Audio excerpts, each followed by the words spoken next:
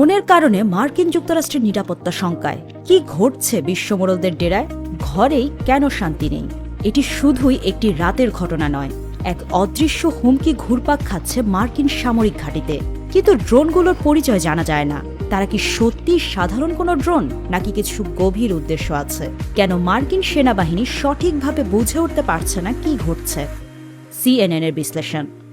California থেকে Virginia, new jersey যেন এক গোয়েন্দা রহস্যের মতো ছড়িয়ে পড়ছে। ড্রোনগুলোর উপস্থিতি ঘিরে তৈরি হয়েছে এক ভীতিকর পরিস্থিতি। কিন্তু মার্কিন সরকার কি এই হুমকি থেকে রক্ষা পাবে? মার্কিন সামরিক ঘাঁটির আকাশে রহস্যময় ড্রোনের উপস্থিতি এক নতুন উদ্বেগ সৃষ্টি করেছে। মার্কিন সেনাবাহিনীর শীর্ষ কর্মকর্তারা বলছেন, আমরা জানি না কিভাবে এগুলোকে থামাবো। গত এক দশক ধরে এসব অজ্ঞাত ড্রোনের সাগরে পা দিয়ে এক কঠিন পথে হেঁটেছে যুক্তরাষ্ট্র। কিন্তু এখনও কি তারা এর মোকাবেলা করতে সক্ষম? ড্রোন কি করছে? গোয়েন্দা তথ্য সংগ্রহ, সামরিক ঘাঁটির প্রতিরক্ষা পরীক্ষা করছে? কিছুরই কোনো নিশ্চিত উত্তর নেই।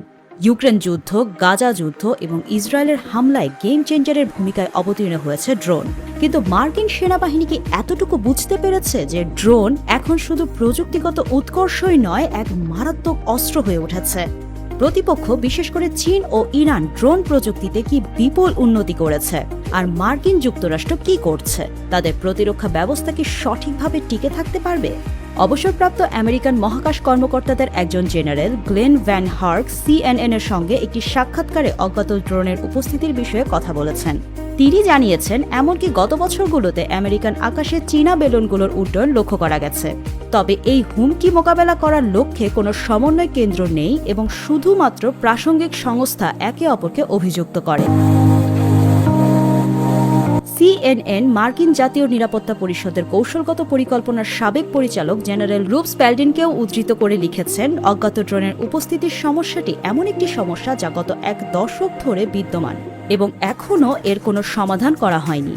CNN আরও জানিয়েছে, বাড়তি উদ্বেগ সত্ত্বেও মার্কিন কংগ্রেস এখনও অজ্ঞাত ড্রোনের হুমকি মোকাবেলার জন্য কোনো স্থায়ী আইন পাশ করতে পারেনি। আইনি সীমাবদ্ধতা এই সমস্যার সমাধান করতে আরও কঠিন হয়ে উঠেছে। ড্রোনের ক্ষেত্রে দুর্বলতার কথা স্বীকার করেছে যুক্তরাষ্ট্র।